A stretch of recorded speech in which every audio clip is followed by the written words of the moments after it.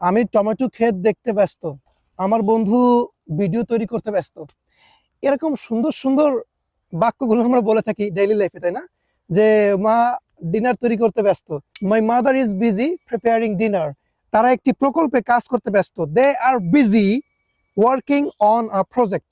Rakib video তৈরি করতে ব্যস্ত, Rakib is busy making a video. আচ্ছা, আমি হচ্ছে পড়াশোনার জন্য ব্যস্ত ছিলাম, I was busy studying.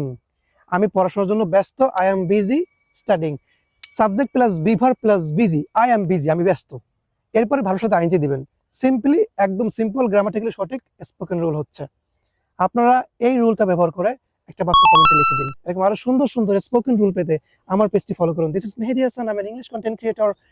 I am dedicated to making English videos. At the same time, I am dedicated to teaching you spoken English from Bengali medium, as I am a student from Bengali medium. Follow my Facebook page.